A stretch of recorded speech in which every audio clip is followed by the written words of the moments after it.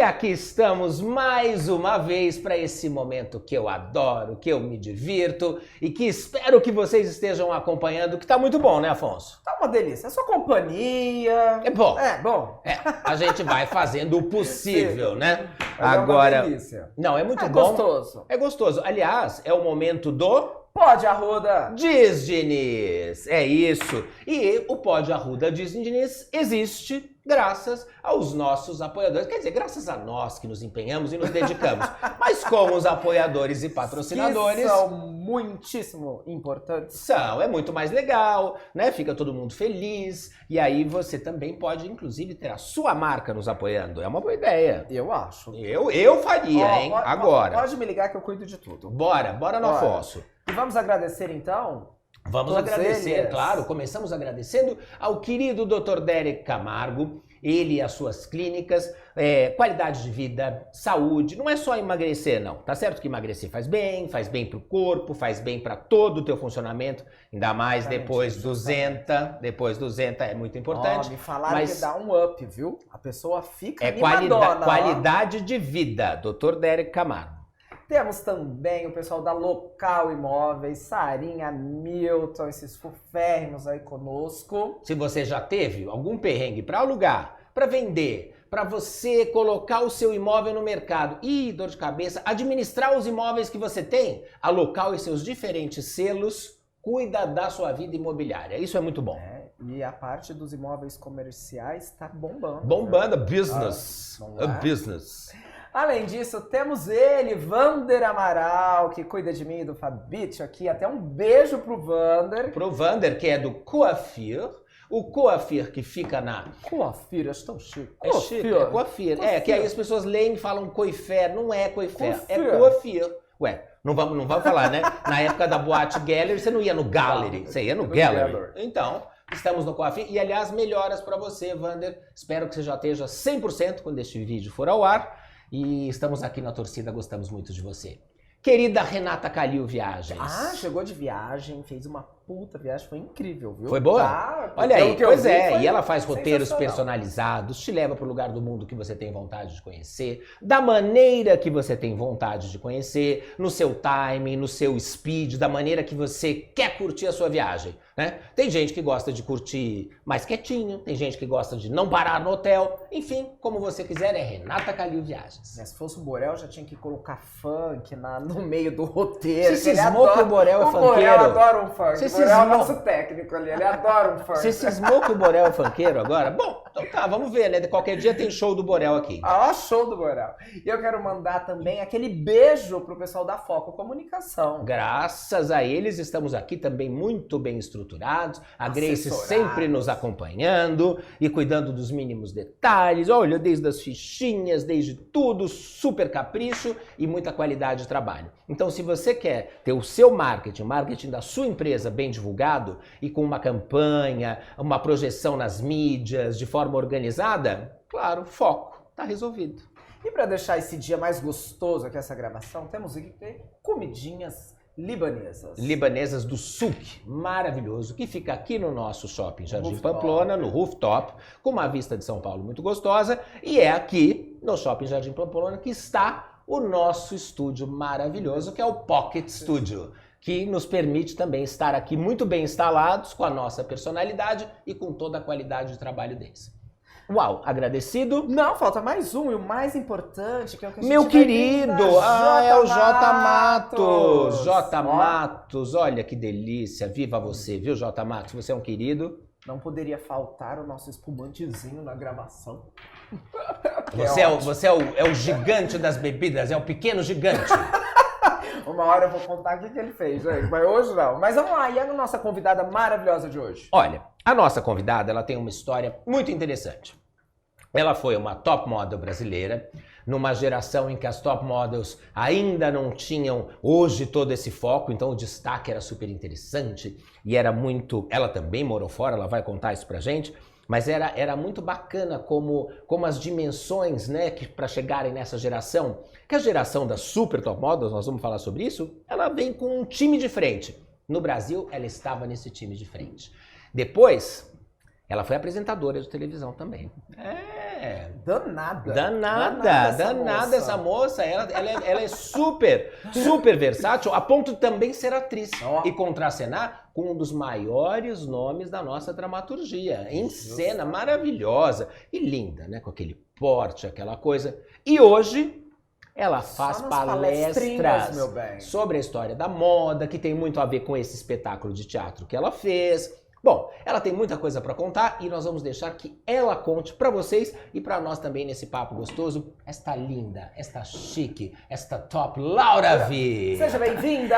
Obrigada, nossa, fiquei lisonjeada com tantos elogios. Mas é verdade, todos verdadeiros. E tem um marido espetacular. Olha, a voz do marido dela. Olha, ele tem a voz bonita, ele é bonito e é uma simpatia. Ou seja, o casal derruba a quarteira. Já vou ter que começar logo cedo. Marcelo já tá aqui com a gente, já né, tá com Afonso? a gente. Bem que a gente falou que ia aparecer o nome dele. Mas foi logo no início. Tem que disfarçar um pouco, não pode ser assim. Laura, comecei modelo, como foi isso? Comecei modelo com 15 anos em Porto Alegre. E as coisas foram acontecendo rapidamente naquele momento, até que fotos minhas caíram aqui em São Paulo, nas agências de modelo da época. Você modelou durante um tempo só lá? Só lá. Dos 15 aos 18, mais ou menos, só lá. Fazendo, né, escola, colegial, aquela coisa toda. E aí, quando essas fotos caíram aqui, caíram por quê que eu quero dizer isso? Houve um projeto da revista Cláudia, realmente revista Cláudia, que foi até o Sul fazer uma matéria com estilistas gaúchos. Os estilistas gaúchos, né, me convidaram para fotografar para eles, que era uma coisa que eu sempre fazia. Então, esse fotógrafo, o Antônio, me conheceu lá no Sul, fizemos esse projeto para a Cláudia Sul, entre aspas, né, tinha um nome específico, assim, os estilistas do Sul. E logo depois ele começou a me chamar para trabalhar aqui em São Paulo. Então o que aconteceu é que eu fiz alguns trabalhos fotográficos, editoriais de moda para a revista Cláudia e saíram publicados.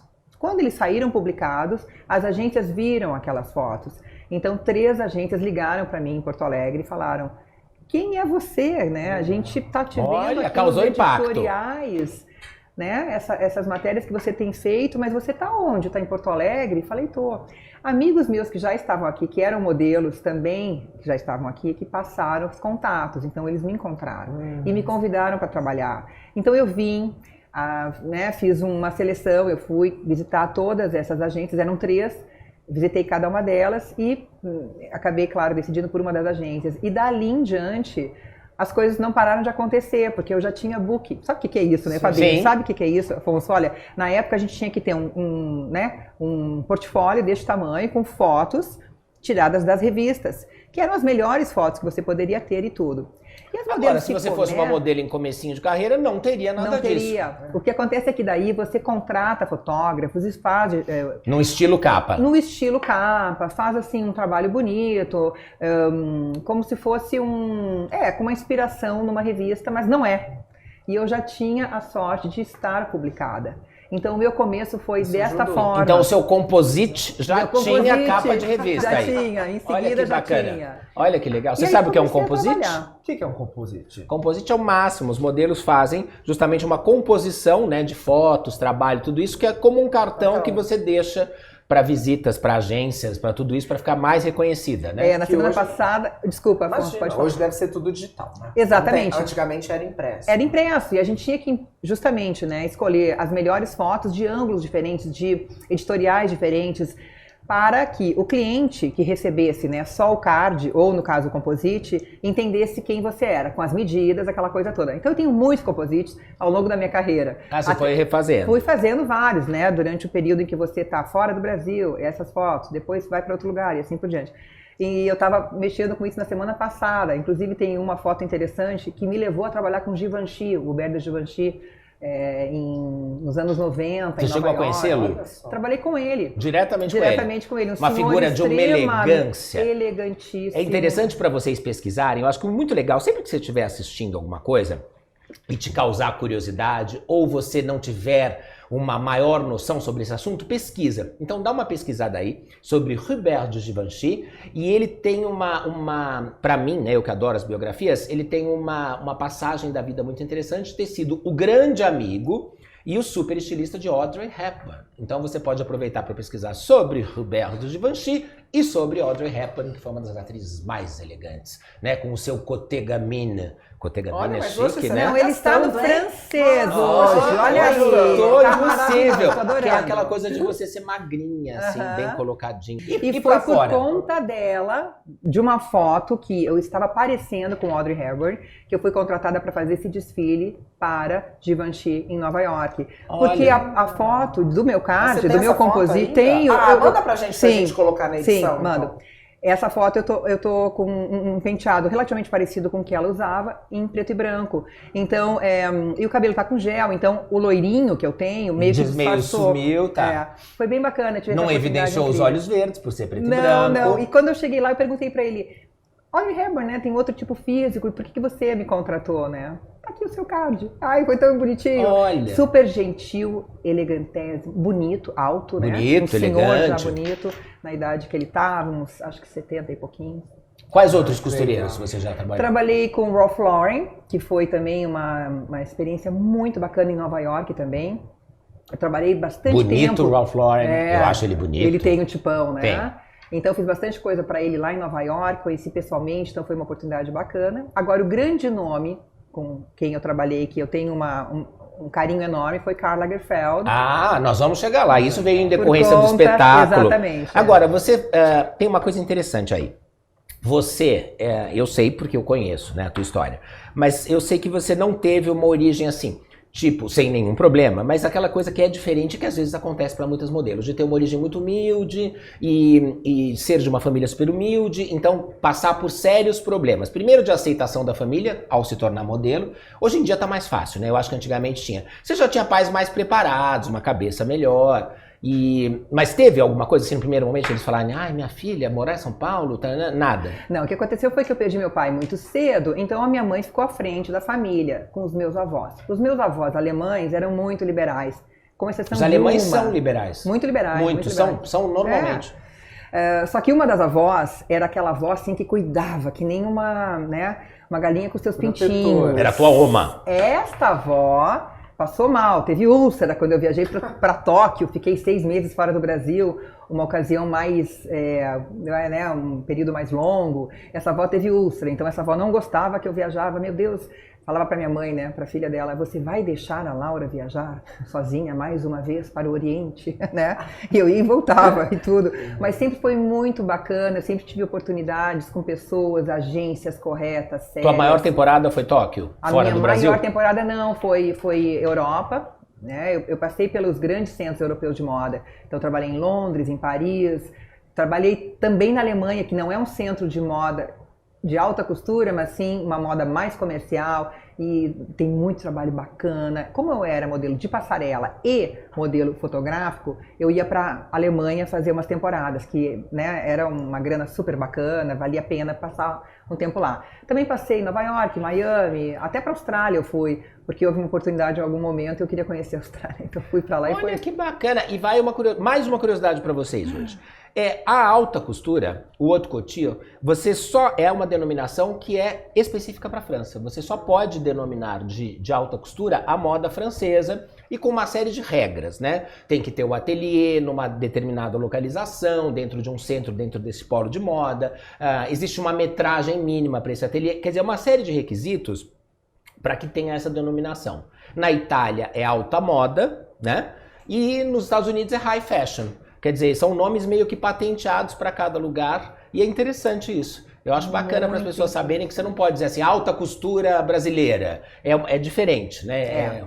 Alta costura é uma instituição francesa, então realmente depois da Segunda Guerra Mundial, quando teve uma questão em que o nazismo queria levar a alta costura para Berlim e transformar Berlim no centro cultural da Europa. Quiseram dar uma parisada em Berlim. Exato, queriam levar os ateliês de costura, todos os grandes costureiros da época, e houve uma conversa bem interessante com, na época, o presidente do Sindicato de Alta Costura parisiense. Então deu tudo certo, ela ficou em Paris. E depois da Segunda Guerra Mundial, então, todas essas regras foram criadas para que nunca mais haja alguma situação assim que olha, e aí normatizou, né? Como nós tomamos aqui espumante.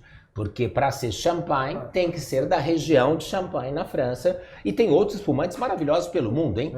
Você tem Prosecco, você tem Franciacorta, tem as cavas da Espanha que são muito boas. E os nossos espumantes também. Os nossos maravilhosos, adoro. Aliás, o J. Matos é excelente, é um dos nossos apoiadores aqui. Então, quando você quiser para tua festa, para o teu consumo diário, ele te recomenda, ele te ensina, fala de custo-benefício. Isso é muito bacana. Mas deixa eu te contar uma curiosidade que você estava falando disso. Sabe que eu quase fui modelo de passarela?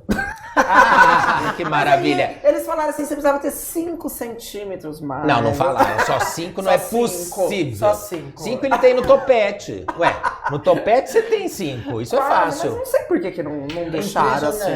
Eu achei que eu tinha altura pra isso. Não, e ele concorreu nessa época, foi super interessante, porque estavam na lista os Minions, os Smurfs e o Afonso, mas aí deu a reta pra eles. Se você fosse amarelo ou azul, teria dado certo. Olha, mas o Afonso tem um rosto que teria funcionado bem nos anos 70, 80, 90, 2000 e ainda hoje. Olha só, ele é lindo. Portanto, independente de passarela, meu amor, imagem é tudo. Tá vendo? E aí você volta pro... mas ela não te deu 26 anos, que isso foi uma insanidade da Hortência. A Hortência a gente fala todo dia dela, porque ela me deu 26 anos. Que ele parece 26. Você precisa relembrar essa história sempre. Eu acho. E pra ele também, porque é tão surreal que ele tem que relembrar, né? Laura, voltou pro Brasil, continuou com moda, você aí já casada. Já casada. Bom, na verdade, encontrei meu marido numa dessas voltas pro Brasil, eu ia e voltava do exterior, passava bastante tempo lá, mas passava bastante tempo aqui também. Fazia uns períodos aqui no Brasil, sempre foi importante. Eu trabalhava com a agência Ford, daqui do Brasil, e também em Nova York, então passava temporadas aqui. Numa dessas temporadas eu conheci o maridon, que dizia que ainda não era, e casamos. Então aí eu parei de viajar, realmente. Mas eu já estava lá, perto dos 30 anos de idade, então a gente começa... Já era, porque eu queria terminar os estudos, terminar minha faculdade de letras, sou formada em letras, e queria estabelecer num lugar só. A minha vida era uma mala, né? Pensa isso, toda a vida. Sim. Então eu queria estabelecer num lugar só e ter uma casa. Ah, meu Deus, então assim, aquele sonho. Então eventualmente conheci o Marcelo, me apaixonei e fiquei aqui. E aí voltei a estudar, sou formada, né, pela USP, consegui me formar, gente, só com 35 anos. Então é isso que eu digo. Independente do tempo, vai atrás das coisas que você quer fazer, tem vontade. Eu sempre falo assim, não é sonho, é suor mesmo, né? Ah, meu sonho era, não.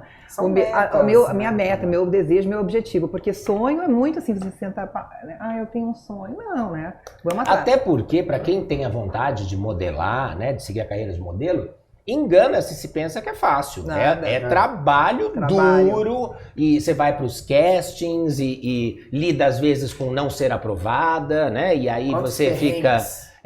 não é uma coisa. E quando vão morar fora no começo, divide apartamento. Apartamento com um monte de modelos, muitas vezes até estrangeiras, porque dependendo do lugar onde você está, a agência está recebendo modelos de outros lugares também. Então é mais difícil de todas morar com as americanas, que não tem aquela higiene que a gente gostaria.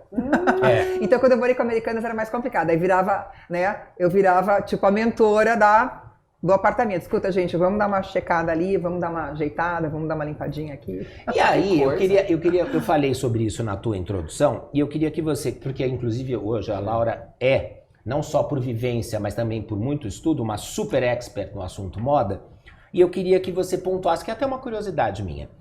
Eu tenho registro das Uber models, né? Das models gigantes, assim, de uma geração que eu peguei bem. Que foi aquela linha de frente de Claudia Schiffer, Christy Turlington, Cindy Crawford, Naomi, Linda Evangelista, Carla Bruni na Europa, que teve foi super, né? E por que só nesse momento? Porque a gente tem umas lá atrás maravilhosas, mas esse momento foi quando as modelos se tornaram realmente um uau, é isso? Foi. Isso é o que? Anos 80? Anos 80 para 90. Isso.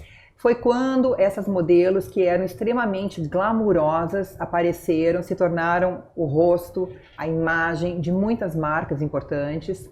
E elas eram essas modelos que paravam, né, o trânsito, assim, porque elas eram tão lindas, tão especiais. Então eu acho que foi um momento bem bacana das Uber Models, eles chamavam, né? As supermodels ou Uber Models, que em alemão significa Uber, né? Grande, Uber, maior, tal. E então eu estava justamente nessa época trabalhando na Europa, tanto que eu trabalhei com a Claudia Schiffer e cruzei com outras delas em alguns momentos, Ellie Macpherson, que era australiana. Australiana, linda.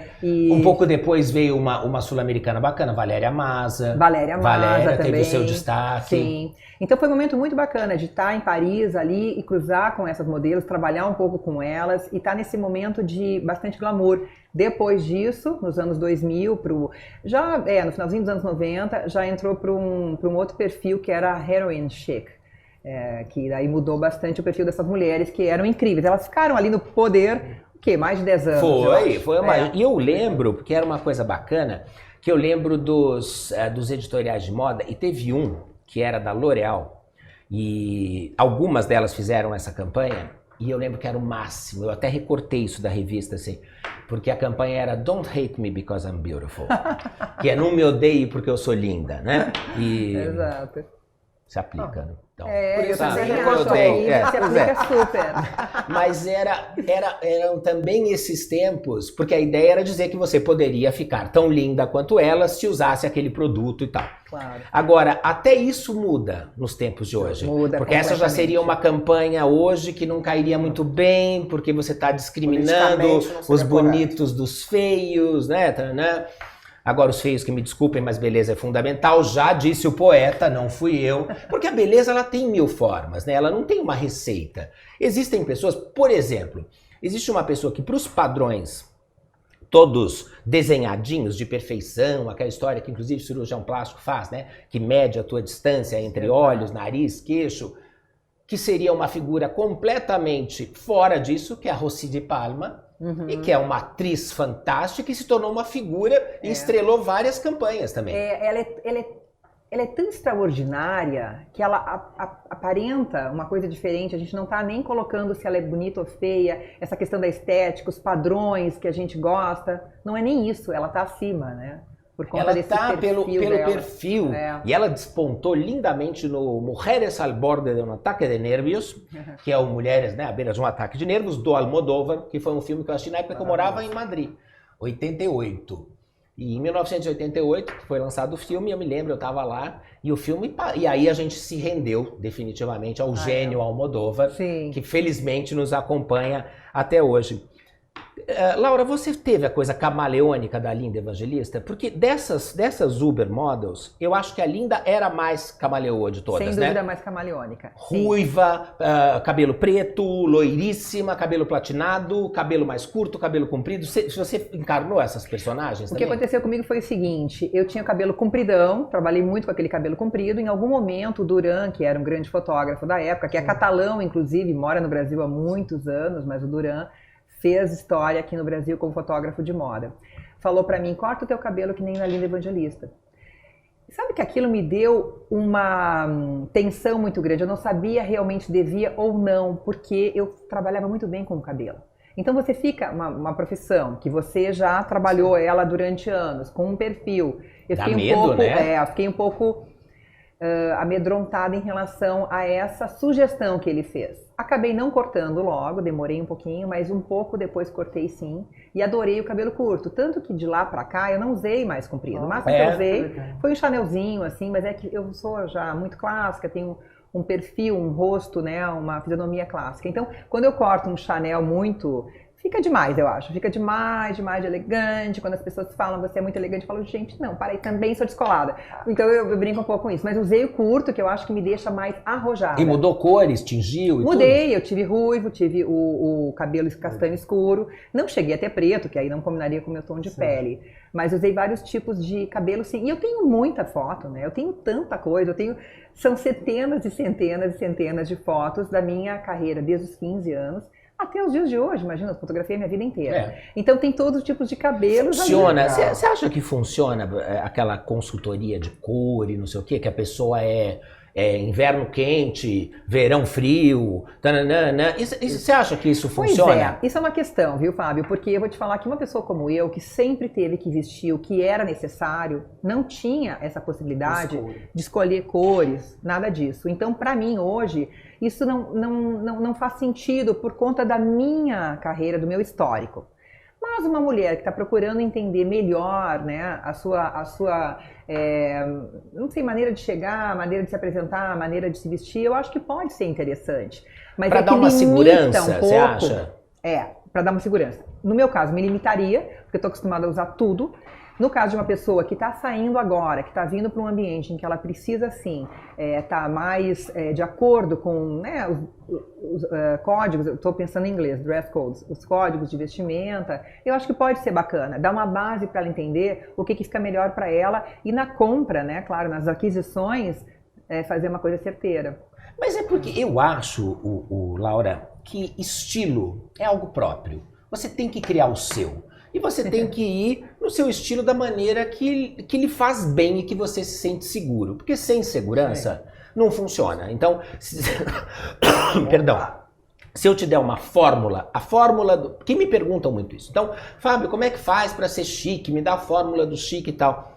Não posso determinar uma coisa. Você sabe que nas palestras, quando eu faço para grandes empresas e para aqueles encontros, dependendo do segmento, eu começo dizendo para os rapazes de plantão, tudo que vocês têm que fazer, então quando eu faço para bancos, para instituições financeiras, né, para advogados, eu falo, tudo que vocês não podem fazer no estilo é isso aqui. Já começa não fazendo nada disso. Eu estava percebendo, adorando todos os teus anéis. Eu gosto dos adereços e das coisas, né? Eu gosto e tal. E pra mim funciona. Mas o que eu acho é que pra mim funciona. Eu não posso ditar isso como regra. Claro. Por isso que eu acho que estilo... Aliás, Chanel, que você vai dar uma aulinha pra gente aqui, ela deixou isso muito claro, né? Que o estilo é próprio, que você desenvolve. E ela, eu acho que, pra mim, pelo menos, ela deu uma personificada nessa ideia de você não ser o tal do fashion victim, né? De você não ser o refém da moda, a vítima da moda e você ter... Eu acho que moda é pra você tirar partido dela. Do que está sendo lançado. Do que está sendo lançado e no que se adapta a você. Claro. Não adianta dizer, fulana, agora tá usando super calça, boca larga, tranana. Se você for desse tamanho... Pra mim vai ficar horrível. Vai ficar calça, quando lançaram aquela calça, acho que era Saruel. A Saruel. Eu achava o máximo, eu não conseguia usar nunca. Não combinava com o seu perfil. Baixinho. Não tinha como. Tem coisa que a gente realmente não pode usar independente da moda. E a Chanel dizia justamente isso, que ela fez um tipo de traje, ela criou um estilo, um conceito de vestir que não era moda. Exato. Exatamente. Que justamente para sair. Vamos chegar em Chanel. Eu quero só dar uma passadinha da Laura pela TV, né? Que você... Mas antes disso, vamos só falar um pouquinho sobre... para as pessoas nos seguirem, tem toda a razão, bem lembrado. Que tem que nos seguir. Tem que entrar lá no YouTube. Se inscrever no canal, tocar o sininho. Acionar o sininho. Eu já achei que era tocar blém, blém, acionar para as pessoas serem notificadas quando tiver um episódio novo, quando estivermos ao vivo. Vamos fazer um ao vivo no YouTube qualquer dia? Vamos. E compartilharem, para que vocês compartilhem, né, com as pessoas, indiquem. E assim que a gente vai crescendo, YouTube, né? Tem no Spotify também. Aqui vai aparecer um QR Code em algum lugar aqui que eu não tô conseguindo enxergar, mas deve ser aqui, do ladinho do Fábio, que tem todas as nossas redes sociais. Tem inclusive TikTok. Eu acho que hoje saiu uma dancinha, hein? A Grace quer, ó. A Grace quer. Eu nunca fiz até hoje. E eu tinha uma coisa meio... Mas como eu sou até que leniente para mudanças, sou leniente mesmo, assim, eu posso. Se me convencer, eu faço. Pronto. Mas eu já tinha meio que um dia profetizado. Jamais tiktokarei. Não, eu também acho. Nunca diga nunca. Nunca diga não. Então nunca diga nunca. Seguir todas as redes sociais para ver essa dancinha do Fábio lá, que estará e seguir a Laura Vi, que é muito fácil. Laura W-I-E. Tem o QR Code dela aí. Eu acho. E aí segue a Laura até para saber desse novo momento dela. Você pode também participar desses cursos e palestras que ela está fazendo. Mas antes de você chegar em Chanel e no espetáculo, você teve televisão, né? Você apresentou Metrópolis. Apresentei Metrópolis durante bastante tempo na TV Cultura. Foi um aprendizado enorme, Fabinho. Foi um convite deles ou você que procurou? Não. Eu já trabalhava no People and Arts. que é um canal de televisão, uma joint venture entre a BBC de Londres e a Discovery Networks. Então eu fui convidada primeiro por eles. Não fui convidada, eu participei de um teste com mais de 80 pessoas e passei. Então eu virei apresentadora do People and Arts. E a TV Cultura me acompanhou e gostou do meu trabalho e 2 anos depois me convidou para ser apresentadora do Metrópolis. Então eu concomitantemente trabalhei nessas 2 redes durante um período aí. Você ficou bem marcada no Amaury, no nosso querido Depois amigo Amaury trabalhei com a Amaury Júnior. Beijo, Amaury, Celina. Aliás, tem o lançamento da inteligência artificial lá, não é? O metaverso do Amaury, muito bacana. É agora, né? Semana que vem. Eu acho que é. Precisamos confirmar o dia, estarei lá, com toda certeza a Laura deve ir com também. Certeza, com Estaremos certeza. lá, Celina, você mandou o convite? Claro! Por vocês eu largo tudo, carreira, dinheiro e canudo. Não, e o Amaury foi outro aprendizado. É muito interessante isso, Fábio, eu acho que a gente sempre precisa estar aprendendo em todos os momentos da vida, né, Afonso? Com o Metrópolis, que era ao vivo, eu precisei aprender a realmente lidar com a câmera ao vivo. Depois, com a Amaury Júnior, anos depois, eu aprendi a tirar de letra uma entrevista sem que você soubesse que aquela pessoa estaria lá. Situações que se apresentam a você. E o Amaury tem essa pegada rápida. Quem super top famoso você entrevistou assim? Eu entrevistei Gilberto Gil, que amo. Olha que maravilha. Entrevistei Sofia Loren, vamos Não, fora. Uma Thurman Olha. e Sofia Loren foram meus, acho que, assim, 2 das grandes entrevistas mais importantes, que eu considero por serem grandes estrelas. Você ficou impactada com a beleza e com o charme da Sofia ou não? Fiquei. É demais, né? Incrível, uma senhora. Que coisa, que presença. Extremamente bem maquiada, com os seus óculos, né? Claro, de grau. Clássico. E o cabelo lindo, maravilhoso. Aliás, e ela o corpo. lançou, que agora tá super. Você viu que todas as grifes de óculos estão fazendo aqueles modelos Sofia Loren que ela lançou lá atrás. Sim, ela lá começou atrás. com isso nos anos 70 e ela meio que eu acho que foi a precursora desses super óculos, né? Sim. Que agora todas em Roma, eu vi muito com as meninas lá. Todas as coleções Chanel, todas de moda óculos, né? De eyewear, todas têm o maxi, assim, o grandão. Porque é super tudo elegante, isso. né? Ele é vintage ao mesmo tempo, tem uma questão ali. Outro que eu entrevistei, mas não foi aí para televisão, foi para mídia impressa, foi o José Saramago, Prêmio Nobel de Literatura. Essa entrevista foi muito interessante porque eu não consegui entrevistá-lo ao vivo, eu estava em Portugal achando que ele estaria lá, mas não, ele estava nas ilhas Lanzarote, onde ele vivia, fazem parte da Espanha. Aí você foi para Portugal e perdeu o lugar. Perdi. Mas de qualquer maneira, por e-mail, ele me respondeu todas as perguntas, foi muito acessível. E eu ficava sempre muito feliz de ter essa receptividade do meu entrevistado. Sempre, né, Fábio? Você entrevista muito. Isso é muito gostoso. É uma coisa maravilhosa quando o entrevistado olha no olho. Ou no caso do Saramago, que foi uma entrevista em que eu enviei várias perguntas, foi muito carinhoso, respondeu tudo, super dedicado. Você fala, gente, este gênio da literatura está aqui comigo. E com uma tete simplicidade, né? Aliás, característica dos gênios, eu acho que é isso. A simplicidade, o tornar-se acessível. Até porque não seria justo, né?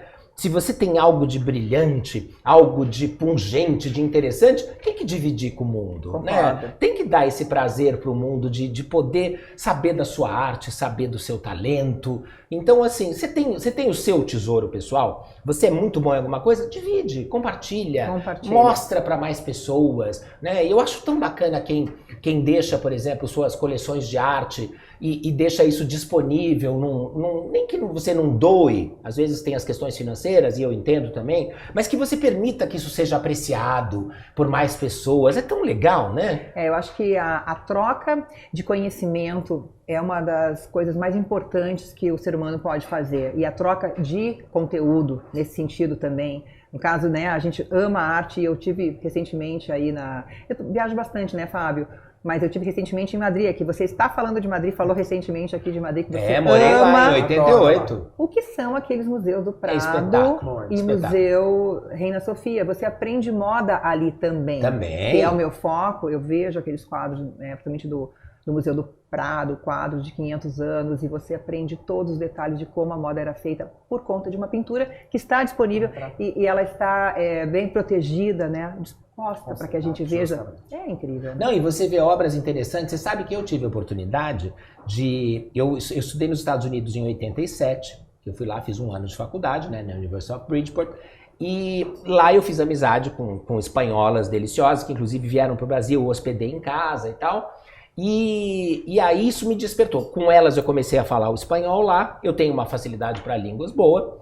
E aí eu fiquei encantado com aquilo, voltei para o Brasil, fiquei aqui 7 meses, 8 meses, convenci meus pais e fui morar em Madrid, atrás dessas amigas, para estudar. E justamente fiz um curso no Reina Sofia, no Centro Cultural, lá o curso de espanhol e tal, e depois virei até tradutor simultâneo Que bacana, de espanhol. eu não sabia Olha, disso. Muito Olha. bacana, foi muito bacana. Curiosidades de Fábio Arruda. Hoje em dia não seria. Você sabe que eu tenho, inclusive, Patrícia Coppola, querida, filha da Eide, amiga minha, da minha mãe, que nos deixou, também tá lá junto com a minha mãe, estão lá dando risadas.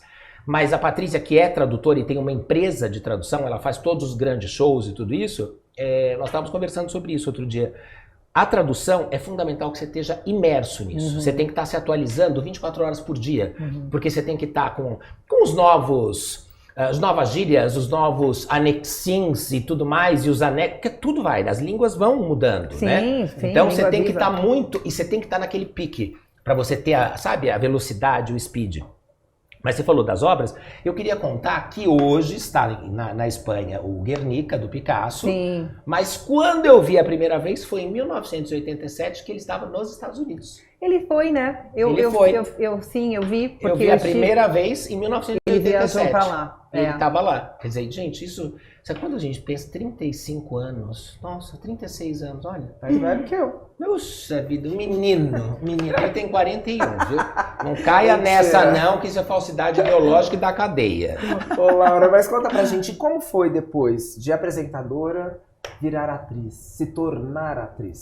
Bom, aí tem uma conexão muito interessante também. Tudo, uma coisa na minha vida conecta para outra. Eu estava apresentando esses programas, do qual eu comentei com vocês, e a Marília Pêra era uma das minhas entrevistadas eventualmente, porque Marília Pêra, esse grande nome, né, da dramaturgia, do teatro, enfim, da televisão, ela gostava de ser entrevistada por mim para o Metrópolis e também para o People and Arts. Eventualmente, cai nas mãos dela um texto de Mademoiselle Chanel para o teatro. Ela aceita fazer e ela fala: eu queria que aquela moça, a Produção Laura, do Tacla, né? Olha só, produção que do Jorge legal. Tacla. Querido Jorge Tacla. E texto de Maria Adelaide Amaral, que Outra é querida. outra gênia. Esse grupo era incrível. E, bom, a Marília falou o seguinte para a produção e para o Jorge Tacla: eu gostaria que aquela moça, que me entrevista de vez em quando, a Laura Vi, que é da televisão, mas já foi modelo que eu sei, fosse uma das modelos em cena. E aí aquilo caiu como uma bomba na minha cabeça quando eu fiquei sabendo que a Marília estava me convidando para fazer uma peça de teatro comigo como atriz, sendo que eu já era entrevistadora. Que legal. Aquilo eu falei, acho que não, porque tô aqui, recente você de bebê, tô numa outra fase, não consigo estar ao vivo de quinta a domingo em lugar nenhum. Eu tenho a minha filhotinha pequena para cuidar, a outra já estava com 4 anos. E aí, aquela coisa foi acontecendo, foi tomando um Que ano foi isso? vulto. 2003 para 2004, quando houve a possibilidade. É claro que eu teria que fazer um teste com o Jorge Tacla, que fiz. Por que eu fiz depois? Quando eu aceitei que realmente eu poderia então fazer a peça, foi depois de um tempo, amigos meus do teatro disseram: você está amamentando? Sim, estou finalizando a amamentação. Laura, eu sei que você não é realmente da nossa área, mas você não pode deixar de aceitar de fazer uma peça com a Marília Pêra e depois outra coisa, um diretor como o Jorge Tacla e um texto da Maria Adelaide Amaral, só dizendo isso aqui para você.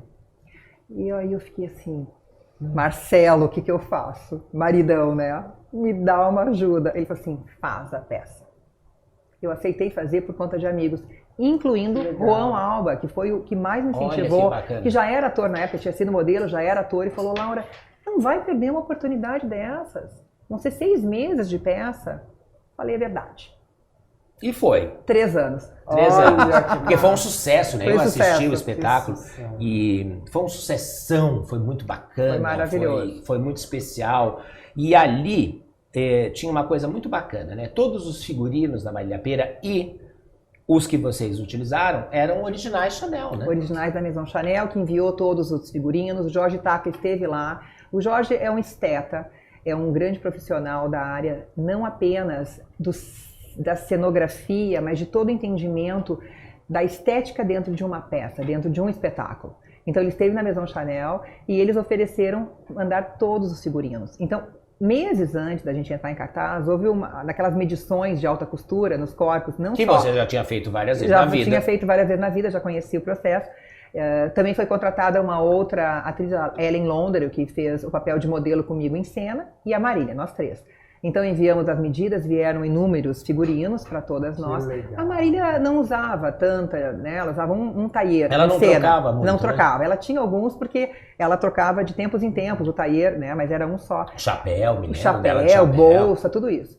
Então eu tenho uma curiosidade muito interessante que eventualmente foi um jornalista de Brasília, que fez uma entrevista, a gente também apresentou em Brasília a peça, e ele fez uma conta de quanto tempo eu já estava usando, e a gente ainda tinha uma progressão, né, de quanto tempo ficaríamos em cartaz.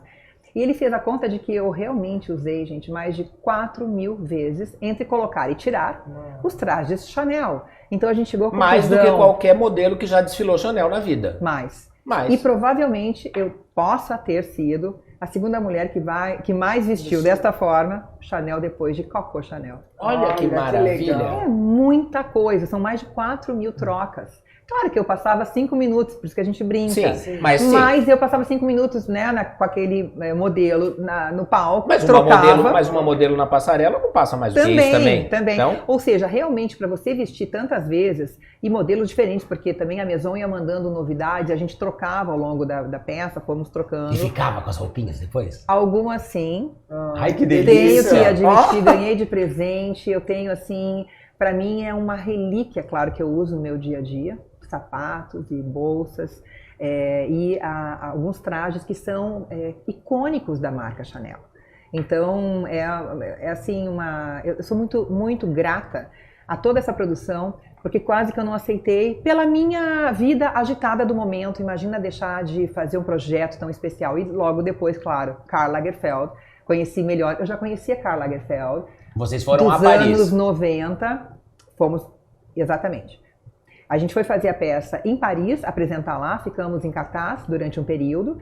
Karl Lagerfeld estava totalmente envolvido com a gente durante todo esse período, foi muito bacana. E eu já conhecia ele dos anos 90, mais ou menos, quando a gente estava próximos lá para a grife Karl Lagerfeld, não Chanel. A ele KL, era um senhor né? obeso. Depois ele teve a KL também, ele também né? tem, a KL Karl Lagerfeld é a grife que ele criou para ele, com o perfil que ele gostava de desenvolver. E Chanel, ele sempre manteve a identidade da marca que a Coco Chanel deixou. Mas enfim, então quando nós estivemos juntos na Maison para o espetáculo, foi nos anos 2000, e foi incrível, ele já magrinho, porque ele fez uma dieta enorme, e bebendo Coca-Cola, Fábio, o tempo todo, muito agitado, falante, risonho, e conversa, e conta, explica e tudo. E aí quando vem a foto, ele tinha aquela persona, né? Tem aí uma coisa bem interessante, né? Isso explica que eu acho que o pessoal, quem não tinha muita familiaridade com ele, ficou um pouco mais próximo agora, porque ele teve a homenagem do Met Gala, né? A Anne Wintour o escolheu que ele fosse o tema, né? Uma homenagem a ele. E aí foi super polêmico, enfim. E uma das acusações que ele sofre, né? É de gordofobia. Exato. E assim, não estou defendendo, não pode ter, é feio, tudo o que quiser. Mas no caso dele, era pela própria história, né? Então, ele tinha muita aflição de ter sido muito gordo e ter se prejudicado muito com isso, problemas de saúde. Então, óbvio, qualquer tipo de preconceito ou fobias nesse sentido são negativíssimas e eu sou contra. Mas tem um histórico, dá pra gente entender. Exato, por isso que eu citei o fato de que nos anos 90 eu cheguei a trabalhar com ele já, ele naquela forma obesa, e a gente até tem cuidado em falar essas palavras aqui, porque a gente não pode falar de maneira errada. Não, e não é nada depreciativo, é uma constatação. Até porque hoje as modelos curves, né, que não é mais plus size, agora é curves, que eu acho até bacana, porque o plus size também ficou um pouco... Por que um tamanho a mais, né? E essa história do curves e das linhas eu acho super interessante. E hoje a gente tem aí essas figuras que estão num destaque gigantesco. Inclusive, uma das modelos hoje mais bem pagas do mundo é Ashley Graham, que faz justamente a linha curves. E tá tudo certo, e tá tudo bem. Porque a moda realmente adaptou a essa inclusividade, que foi super importante, que é um dos itens que você comentou logo no início aqui na nossa conversa. Realmente a moda hoje está diferente. Eu sempre brinco que nos dias de hoje eu não trabalharia tanto, porque eu tenho um tipo clássico da modelo, padrão, tradicional dos anos 80, 90, sou alta, magrinha. tenho esse perfil, uma fisionomia bem clássica, né, europeia, enfim. Então eu acho que hoje eu não trabalharia tanto, mas eu acho incrível, eu acho assim admirável que a sociedade se abriu para isso tudo, e os comerciais, as publicidades. Exato. E o espaço que essas pessoas diferenciadas têm. Agora, Karl Lagerfeld era gordo, então eu acho que ele tinha lugar de fala. Não que, novamente, não se justificando, Exato. né, alguma maneira não tão gentil que ele tenha tratado alguém, ou mesmo pela imprensa, porque não é justificável, mas de uma maneira geral ele foi um senhor gordo e ao mesmo tempo ele foi baixo. Então, quando ele fala dos homens baixos, ele mesmo usava. Exato. E eu tenho fotos com ele em que ele está com... A gente vê um enchimento, a gente percebe... Na verdade, a diretora do Conservatório Chanel chamou a atenção de algumas situações para o Karl. Então, foi engraçado isso. Ele usava um saltinho normal, masculino, mas por dentro do sapato, sem perceber, havia esse complemento, né, dentro, para deixar ele mais alto. E ele era um gênio fala coisas, né, que a gente às vezes nem imagina. Agora você, vamos lá, eu vou dar, a minha opinião já deixei clara, até fiz uma live sobre isso, que não entra na minha cabeça você ir a uma homenagem para alguém, para você contestar esta pessoa homenageada, ou para você achincalhar esta pessoa homenageada, ou para você contrariar as ideias dessa pessoa homenageada. Simplesmente você não vai. Você tem... Isto é a minha opinião e eu deixo isso muito claro. Se eu vou a um jantar em homenagem à Laura, eu não posso chegar lá dizendo que eu não gosto de nada que a Laura faz, o estilo da Laura não me agrada, eu queria que a Laura fosse assim ou assim ou assim. Por que, não que tem eu sentido. fui parar lá? Claro. Qual é a lógica? Então ele tinha aquela coisa tão dita dele, né? Viva a vida em rosa, mas jamais vista rosa. Então, né? Vive la vie en rose, mas não vista rosa e tal. Tá bom, pra que aí fizeram questão de rosa? Sim. E aí, aí fizeram questão, a outra fez a questão de se entupir da batata frita e tal. Atos... Comer batata frita. Manifestos, assim, que, juro, são válidos, eu acho que todo mundo tem direito de discordar da opinião dos outros, mas não numa homenagem. Não é legal, Afonso. Você vai para um jantar em homenagem a alguém, uma festa em homenagem a alguém, no intuito de depreciar essa memória, eu não acho legal, não. Não, eu não acho legal, acho completamente sem sentido e acredito que... Me perguntaram, eu dei várias entrevistas por conta dessa questão do Karl Lagerfeld ter sido homenageado. Acho que ninguém no Brasil é tão próximo da história Chanel quanto você hoje, principalmente. Provavelmente Gisele, mas mora fora do Brasil. Sim. Gisele Bündchen trabalhou bastante com ele, fotografou capas, ela tem capa com, inclusive, a Chupette, que é a gatinha do Karl Lagerfeld, branca. Branquinha, maravilhosa. Lindas, as duas na capa e tudo, da Vogue.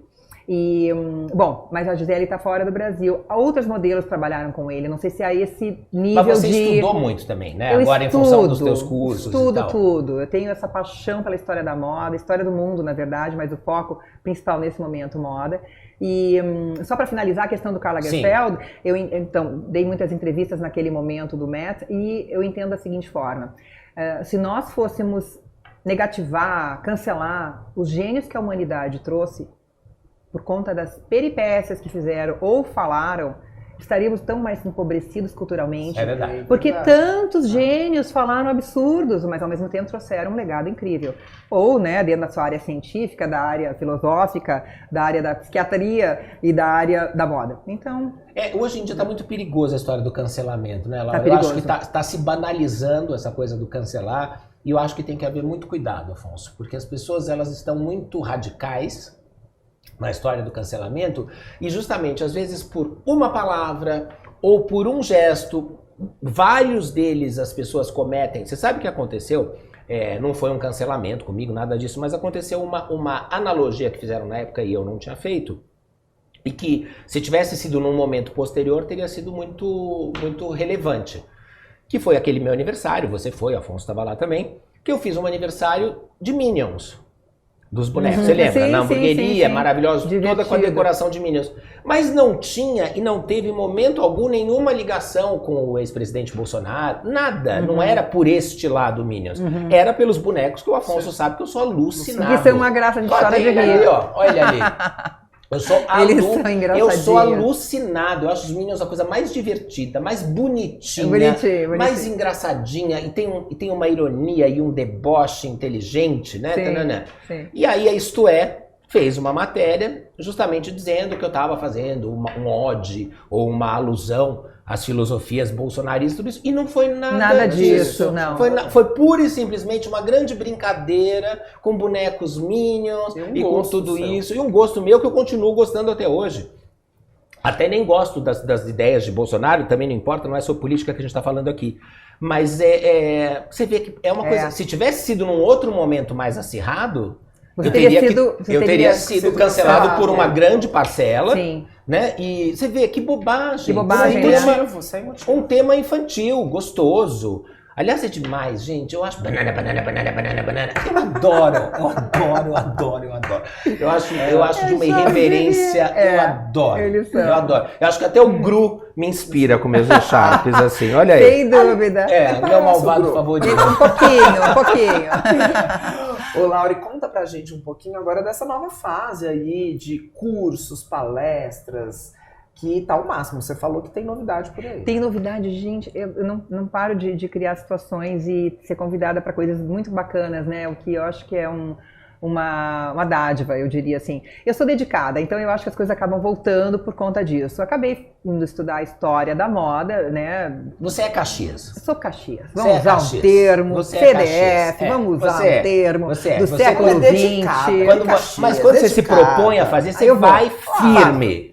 Sou super firme. Porque eu gosto, eu me divirto, eu fico estudando, eu tenho livros deste tamanho, né? Que são, claro, edições internacionais, porque aqui no Brasil não são traduzidas. Eu leio em inglês, então eu compro os internacionais, estudo e tenho as viagens, né? Tudo isso me dá um bom repertório.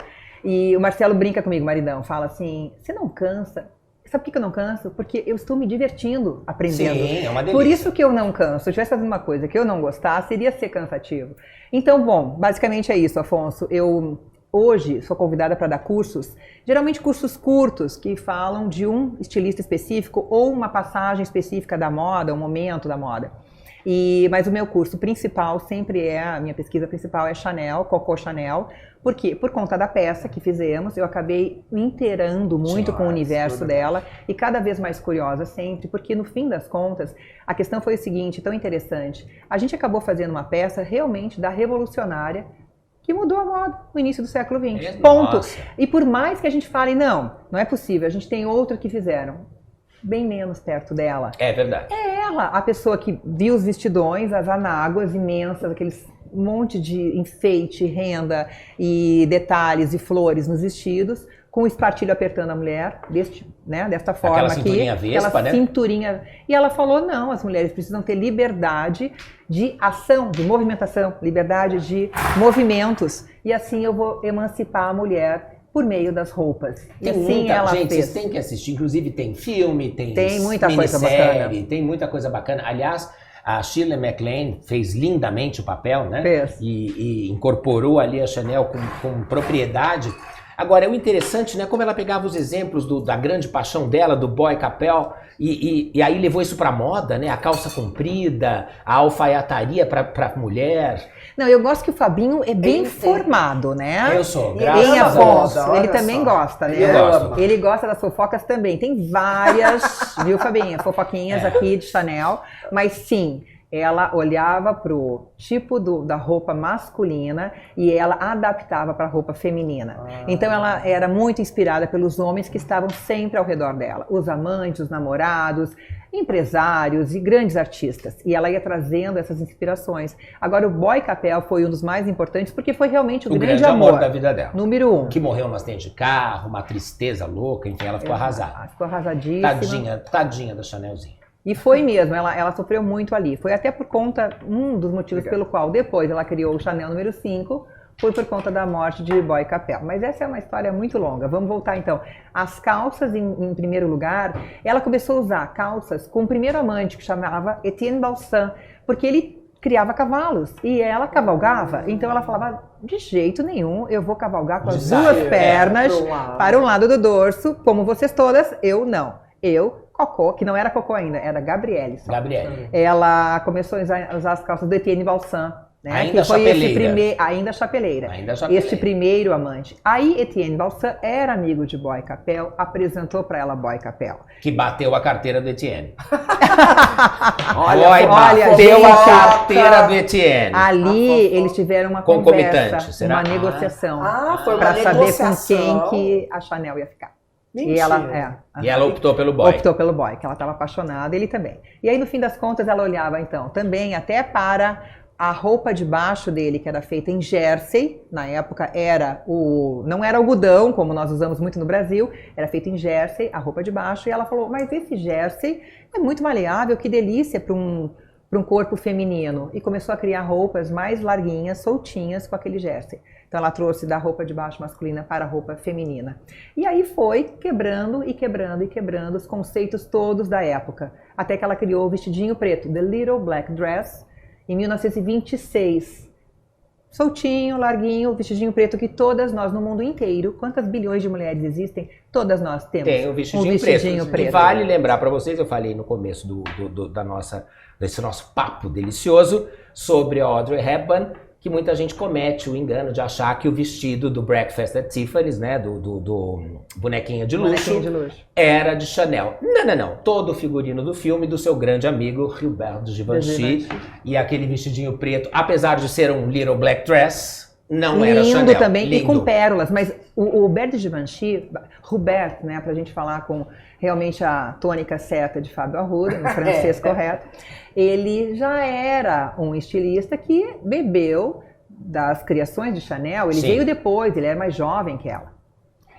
Pois é, não, eles vieram depois. Quem é, que eu vejo muitos deles, e eu gosto muito da moda, claro que ele não tá mais aqui, mas muitos dos estilistas que vieram nessa onda reverenciam o Balenciaga, né? Ele é o Cristóbal Balenciaga. É uma coisa. Ele é muito reverenciado por todos esses gênios, Saint Laurent, Givenchy, todos eles prestam uma homenagem. Dior, Balmain, e olha, Chanel, que não gostava de nenhum homem costurando para mulheres, ela era amiga pessoal de Balenciaga, porque ela dizia que ele era o único. Ela admirava, ela dizia que é o único que conseguia construir uma roupa no corpo de uma mulher. Olha que interessante. E ele era um escultor da moda, né? O Balenciaga, ele fazia formas diferenciadas de vestimenta. Então, ele é diferente da Chanel. Eles não concorriam. A Chanel sempre com linhas retas, soltinhas, que favoreciam a movimentação da mulher. E o Balenciaga com aquela sofisticação, refinamento das formas construídas, né, para um vestido de festa, uma situação mais especial. Teus olhinhos brilham quando você fala de moda. E eu fui conhecer pessoalmente algumas coisas do Balenciaga também agora, em Madrid, pessoalmente alguns dos trajes dele. É sensacional, né, Fabinho? A gente fica enlevada, né, vendo aquilo ali, tete a tete, né? E a grande novidade que eu tenho que contar, que é tete a tete. Eu tô levando o grupo, formando ainda um grupo só de 10 mulheres que eu quero levar para Londres para ver a exposição de Chanel lá. São 200 looks históricos. Já está em cartaz? Que vão sair da Maison Chanel a partir de setembro e vão para o Museum Victoria and Albert. Que eu adoro. Que é maravilhoso. O V&A Museum, que é maravilhoso. Lá, sempre história da moda lá, arte, tem tudo. Joias, enfim. E aí, como a Chanel vai estar com essa exposição magnífica lá, algumas alunas me pediram para formar um grupo. E eu formei, então, um roteiro maravilhoso com uma amiga minha que é da área de marketing, a Carol Carvalho. Ela vai falar de marketing, empreendedorismo, aquela coisa assim mais prática. E eu vou falar de história, vou contar toda a história inteira da Chanel, com detalhes. A gente vai fazer as visitas claramente no museu. Já comprei os tickets, porque está uma loucura. Me imagino. Não, você não tem noção, a dificuldade de conseguir comprar os tickets. A minha agência, que está junto, né, claramente, de turismo, fazendo esse roteiro conosco, já comprou os tickets, que é a Trips. Então a gente está fazendo um trabalho bem bonito para levar 10 mulheres. E ainda tem vaga? Ainda tem vaga, o bacana é isso. Bacana. A ideia Olha aí, para ser... você que tem essa vontade de conhecer e esse interesse, através aí das redes da Laura, você pode se informar. Sim, eu até já deixei nas minhas redes lá. E você conta as fofocas também? Tipo, conto fofocas. A rivalidade dela com a Schiaparelli, aquele ódio que elas tinham uma da outra, Emilinha e Marlene. Se bem que Emilinha e Marlene era mentira, viu? Tenho que contar para vocês que elas no final eram até amigas. Mas foi uma rivalidade criada. Conto sobre os amantes, conto sobre moda, conto também todo o cenário social, cultural e político da época, porque isso fez com que a moda se transformasse. Então a minha aula não é só moda no sentido de, vamos ver como é que faz a modelagem de uma peça. Né? Não é isso. Basicamente, assim, é uma aula que dá um horizonte bem maior sobre tudo que a pessoa precisa entender para saber como e por que se criaram certos trajes ao longo do período. E graças a ela, graças ao Chanel, se tornou permitido, o que não era até então, misturar bijuterias com joias. Bijuterias com joias. Que era uma regra que até então era impraticável.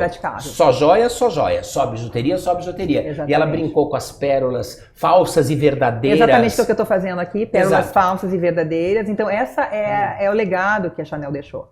E depois de Chanel, claro, faremos uma semana toda lá em Londres, a gente vai para os estilistas britânicos, que são ruptores, aí é uma coisa mais moderna. Mary Quant, com a mini saia, aliás, estou aqui já. Você tá, olha. No estilo, não sei se a câmera me pega, vou aqui na Chega frente. Um pouquinho pra trás. Aqui, não dá pra ver, gente, eu tô com a mini saia de Mary Quant, com o tweed da Chanel. É o tweed que é a Chanel total. É o tweed da Chanel, tweed eu tô fazendo total. um mix aqui. A gente vai ver Vivienne Westwood, que Alexander McQueen. Que acabou de nos deixar, né? Mary Quant acabou de nos deixar também.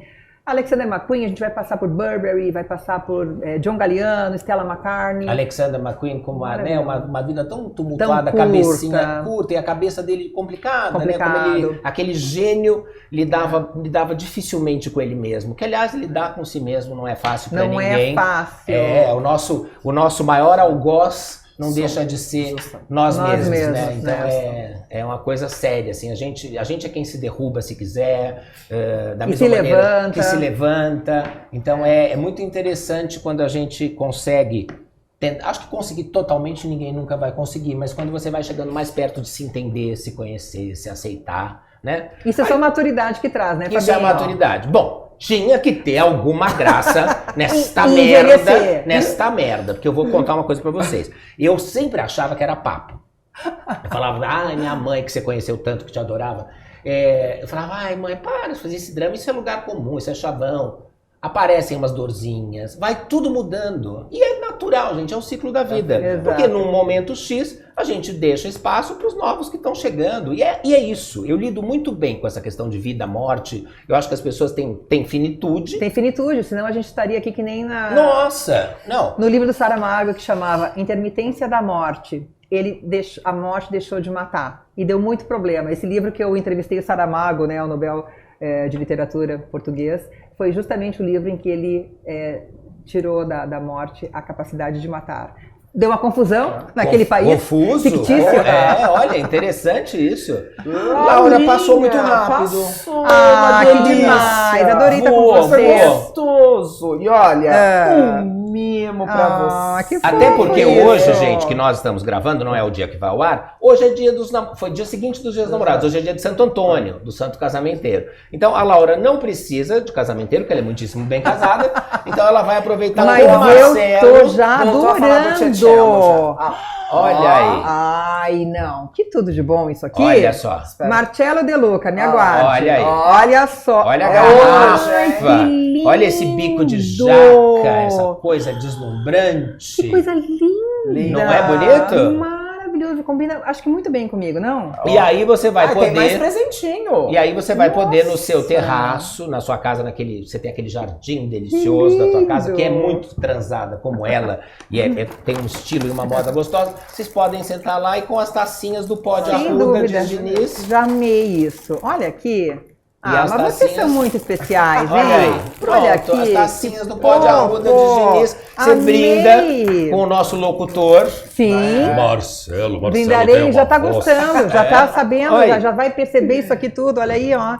Não, realmente, que lindo esse presente. Muito obrigada, amei. Um grande prazer. Muito obrigado. Você deixou o nosso videocast. Pó de arruda. Diz Diniz, mais bonito, mais gracioso, que mais bom. Elegante. Feliz. Né? Você é um belo cisne, moça. Muito obrigado. Não, e vocês são uma simpatia. Obrigado. Bom, Fabinho, meu amigo há décadas já. É verdade. Claro que não estamos nunca muito longe, apesar da pandemia que nos separou. Exato. Um pouquinho pessoalmente, mas a gente continuou ali nas lives, nas lives. e nos comentários. E você, que é uma surpresa muito positiva, que bom. adorei Fico te conhecer feliz. melhor. Adoro você, Marcelo. Você é o queridíssimo, Afonso. Vamos Obrigado. fotografar juntos, eu e Vamos, você. Ó. Olha aí, fizeram um close da Pronto. dupla. Beijo, gente. Muito obrigado. E terça-feira. A Uber que Model vem- e o Mini Model. Adoro. Ó. Eu vou te pular no chão. Ele adora baixar minha cadeira. Ah lá, Ele gente, se diverte. baixinho, ó. E a gente se vê terça-feira que vem. E às isso 8 horas com da mais um convidado interessantíssimo. Aliás, é convidada. Convidada. É. E temos que falar das redes. Olha aí, tem que falar das redes. Estão todas as redes aqui nesse QR Code maravilhoso. TikTok, Facebook, Instagram. O TikTok tem ele dançando logo, viu? E além de tudo, o YouTube. Eu vou deixar a barba crescer e fazer topete e você tá? Você vai achar que é o Afonso. Vocês vão me confundir. Imagina. YouTube, Spotify. E ó, gente, um beijo. Beijo Nosso horário já enorme. foi. Beijo. Prazerzão estar com vocês. Obrigado, Laura. Obrigada a vocês. Um beijo.